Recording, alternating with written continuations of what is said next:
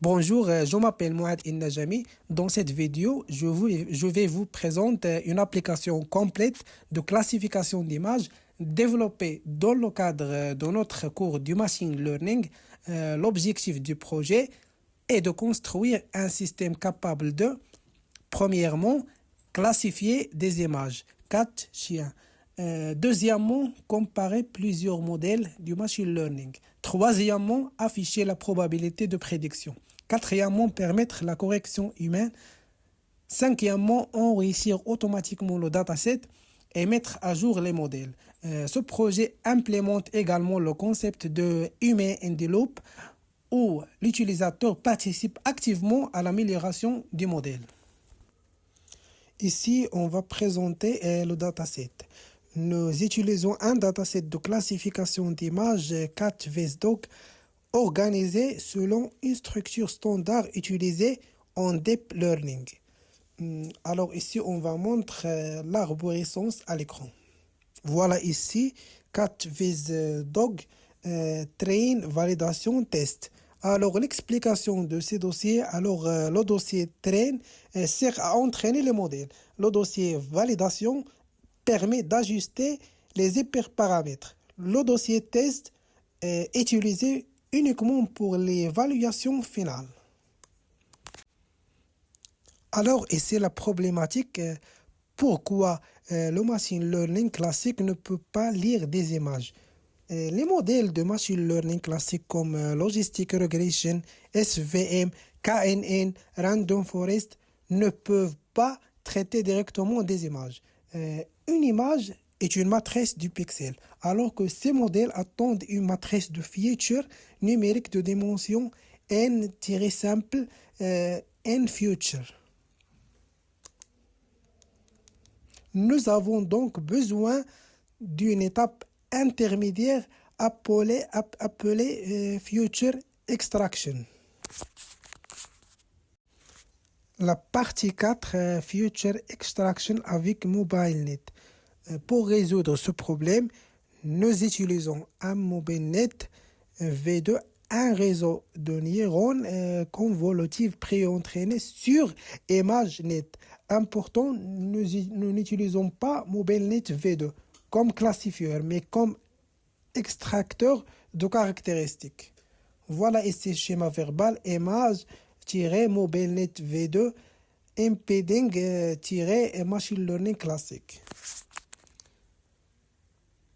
Ce script charge MobileNet V2 sans la couche de classification. Il transforme chaque image en un vecteur de caractéristiques.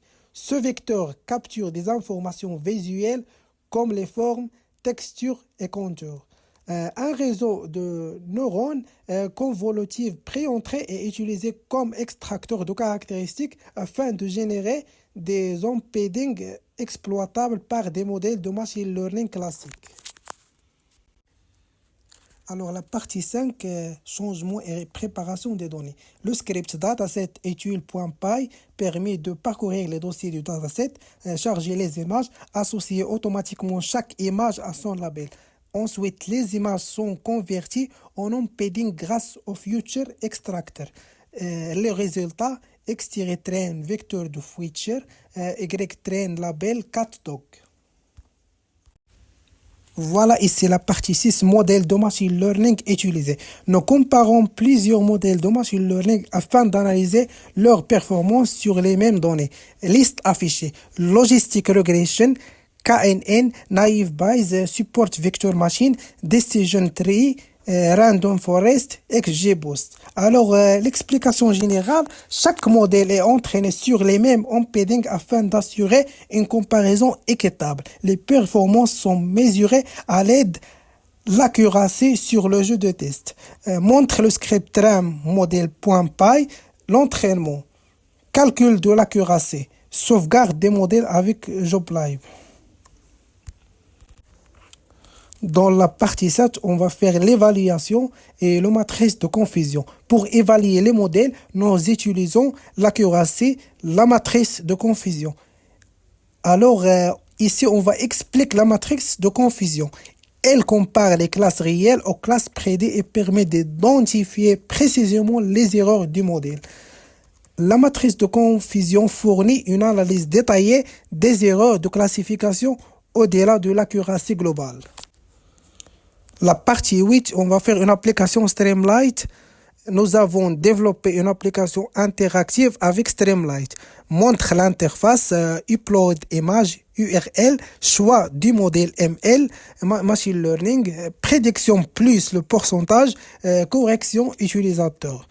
Voilà, ici on va expliquer l'image utilisateur, future extractor, modèle machine learning choisi, classe plus la probabilité.